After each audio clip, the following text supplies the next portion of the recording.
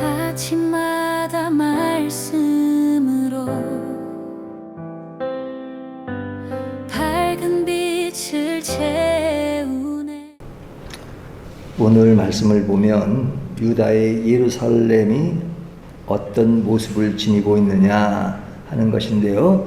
그 아름답던 예루살렘이 완전히 타락한 그런 모습을 은유적으로 묘사하고 있습니다. 어떻게 묘사하고 있는가 하면 21절을 보면요, 신실하던 성읍이 그러죠. 그 신실하던 성읍이 어찌하여 창기가 되었는고 그러죠.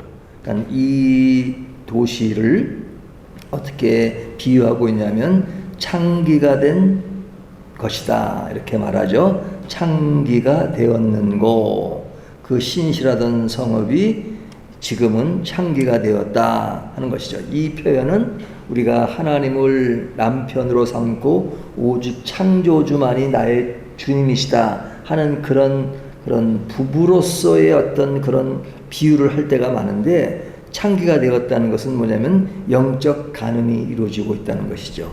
그러니까 그 예루살렘에서 예루살렘 그것만 말하는 것이 아니라 이스라엘과 유다 전체를 말하는 것이죠. 완전히 타락한 그런 모습을 지니고 있다 이렇게 이야기합니다. 이어서 하는 말씀이 여기 보면 이제는 살인자들 뿐이로다.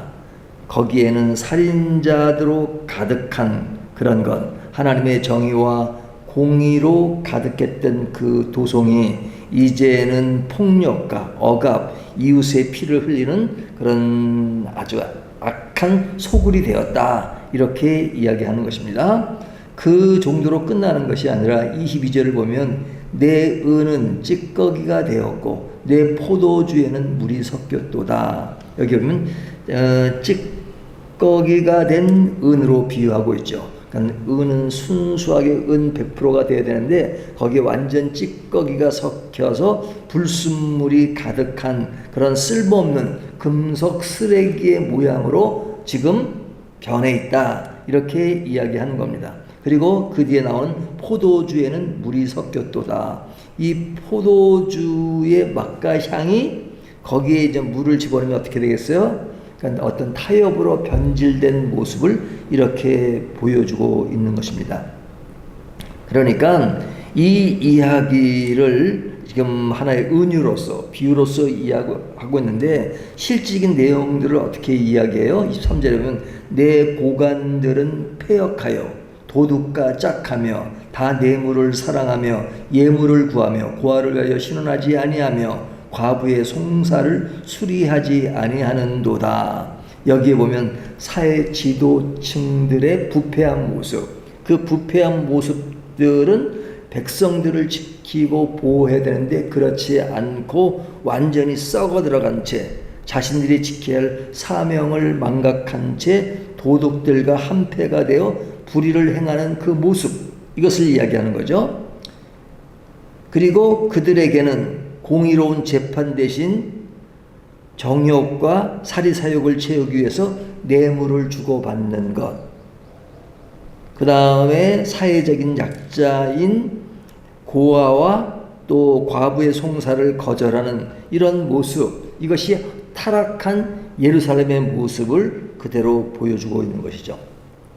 그러면 이들이 왜 이렇게 변질되었을까? 그 변질된 것은 서서히 진행되는 영적 무감각이 그렇게 만들었다는 것입니다.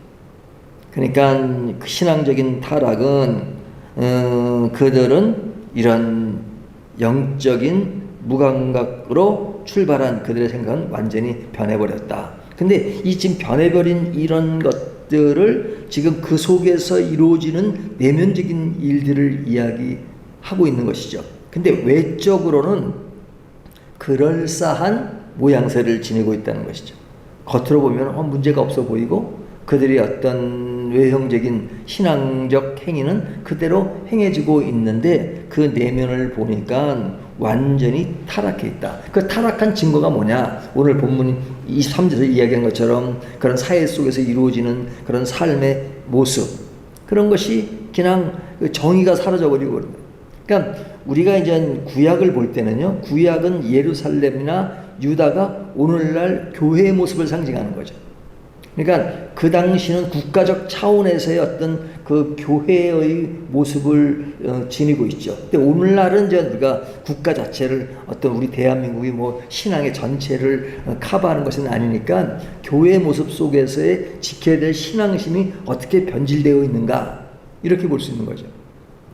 그러니까 이 이야기는 당시로서는 예루살렘으로 이야기하지만 오늘날 우리가 보면 우리가 속한 교회라는 것은 어떤 눈에 보이는 가식인 교회를 포함해서 우리의 내면적인 무형교회의 모습을 보여주고 있단 말이에요. 그러니까 오늘날 우리 개인들이 갖고 있는 신앙심이 어떤가? 외형적인 것은 어떤 신앙적인 모습은 다 지니고 있는데 그 내면에 있어서 삶의 현장에서 이루어지는 일들은 오늘 본문이 보여지는 것처럼 그런 인간과 인간 관계 속에서 어떤 사회적 구조 안에서 이루어지는 것은 신앙적인 것이 발산되지 않고 그냥 신앙과는 동떨어진 그런 타락한 모습이 있다 하는 것을 오늘 본문이 보여주는 것입니다. 자, 이러한 상황 속에 뭐 타락한 사람도 있지만 타락하지 않고 순수하게 신앙을 지켜가는 사람도 있잖아요. 그러니까 순수하게 신앙을 지켜가는 사람은 이러한 전체적인 분위기 때문에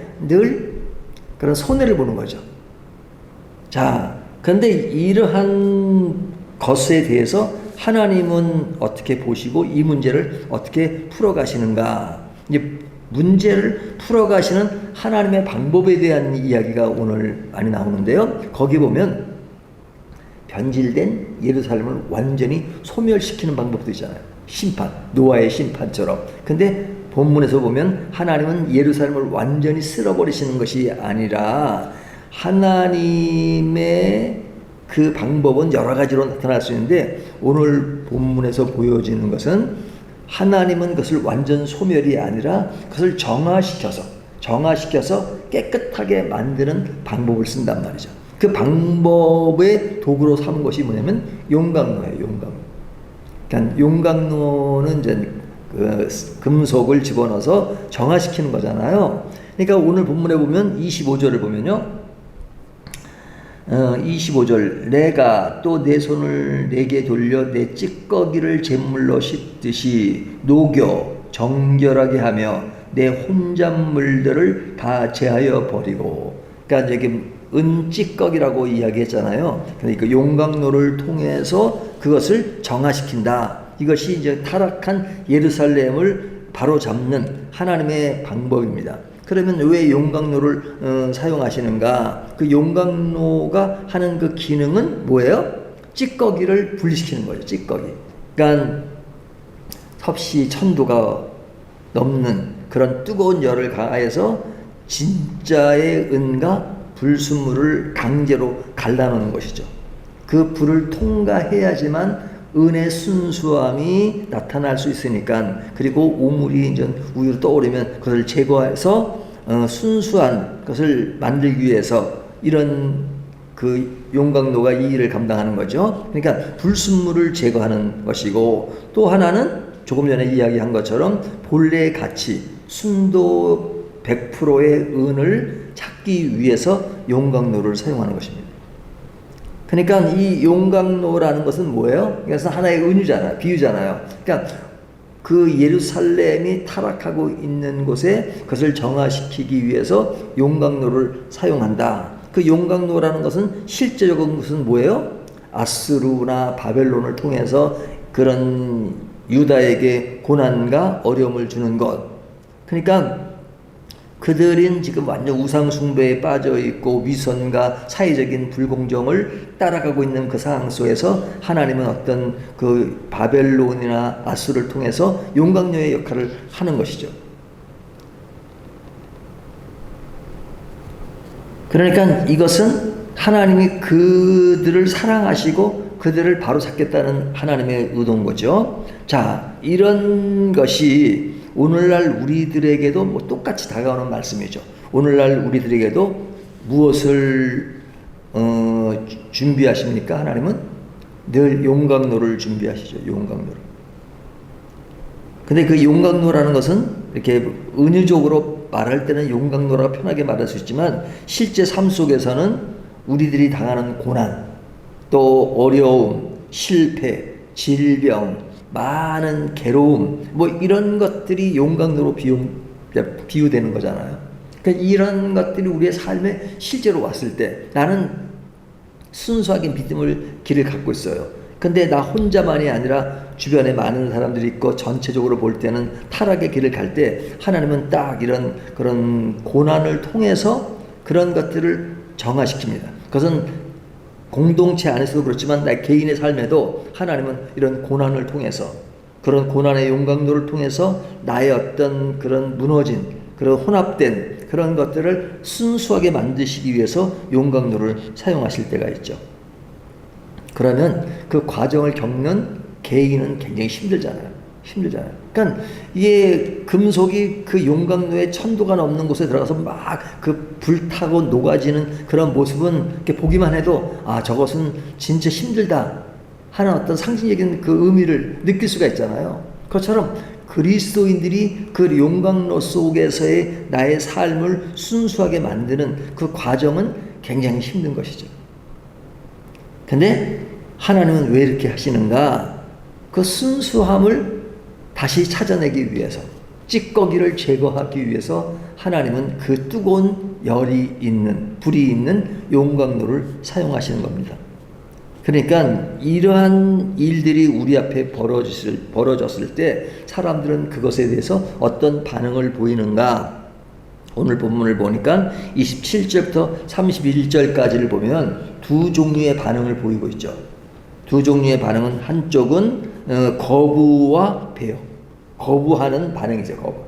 그런 속에서도 여전히 우상을 숭배하는 사람들. 그러니까 그들은 여전히 여기 보면 상수리 나무와 정원을 더욱 굳세게 잡는다 하는 것은 우상에 빠져 있다는 것이죠. 자기 힘으로 모든 것을 이룰 수 있다고 생각하고 그런 우상에 빠지는 것. 근데 우상에 빠지는 그들에 대해서 뭐라고 말씀하세요? 제일 끝에 보면 여기 보면 제일 뒤에 보면 31절 강한 자는 삼오라기 같고 그의 행위는 불티 같아서 함께 탈 것이나 끌 사람이 없으리라. 여기 보면 삼오라기 같고, 그러니까 이 삼으로 만든 옷이나 또 밧줄 같은 건 굉장히 튼튼하잖아요. 그러니까 그것은 강함을 상징합니다. 근데 그것이 많은 그 삼오라기 한 줄 한 줄에 삼이 모여가지고 밧줄이 되고 옷이 되잖아요. 근데 그 이스라엘 예루살렘의 모습은 지금은 삼오라기, 그러니까 하나의 실, 삼 하나의 실 같은 게. 그냥 이것은 그냥 불만 되면 그냥 타버리고 없어져요. 그러니까 그의 존재 가치가 완전히 이제는 그런 한순간에 타버릴 수밖에 없는 그런 존재로 변해 있다. 그렇게 변하게 된다. 그것은 뭐냐면 하나님의 심판이 있기 때문인데 누구에게? 그러한 하나님의 용광로를 통해서 그들에게 고난을 주고 변화를 요구하는 것에 대해서 거부하는 사람에 대한 결말이 그럴 것이다 하는 말씀입니다. 그런가 하면 어떤 사람들이 있어요? 회개와 순종을 통해서 고난의 불 속에서 자신의 도금된 껍데기를 인정하고 그리고 변화를 일으키는 사람, 자신의 위선과 그런 욕심으로 가득 찬 것을 다 정직하게 고백하고 하나님의 은혜를 구하는 모습, 이것이 27절에 보면 시온은 정의로 구속함을 받고 그 돌아온 자들은 공의로 구속함을 받으리라. 27절의 말씀처럼 찌꺼기를 제거하는 사람의 모습, 이것이 아름답다, 이렇게 이야기하는 것입니다. 그렇다면 이 본문이 당시의 사람들뿐만 아니라 오늘날 우리에게 주는 교훈은 무엇이냐? 이 교훈은 뭐 이미 다 말씀드린 것처럼 우리의 삶에 허락하신 용광로, 그런 뜨거운 불, 그 안에서 우리가 소멸의 불이 아니라 우리를 정화시키기 위해서 가짜를 태우고 순수한 것을 남기게 하려는 하나님의 그 은혜의 불인데, 그 은혜의 불 속에서 우리가 견뎌야 되는 그 과정은 굉장히 힘들죠. 하지만 그 힘든 속에서도 나는 순수함에 거듭나기 위해서는 이런 과정을 거쳐야 된다 하는 그 마음을 가지고 고난을 잘 견디고, 고난 속에서 도리어 우상 숭배하는 그쪽으로 가는 것이 아니라 회개와 자성과 그리고 내 자신을 냉철하게 살피면서 더욱더 신앙의 올바른 길로 갈 수 있는 것, 이것이 어떤 모습이에요? 다 막 찌꺼기가 많은 그런데 딱 그 속에서 그냥 딱 분류가 돼가지고 이제 순수 100%의 은이 딱 만들어지면, 어려움 속에서 만들어지는 것은 너무너무 아름다운 것이구나, 순수한 것이나 하나님들 우리에게 원하시죠.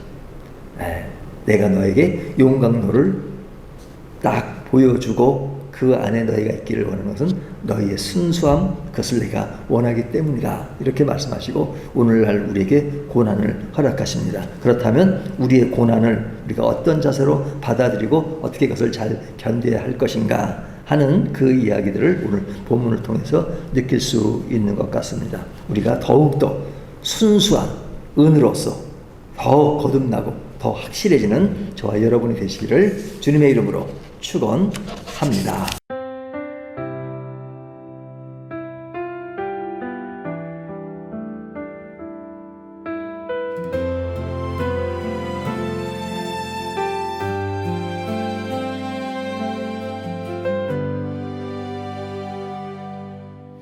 아침마다 말씀으로 밝은 빛을 채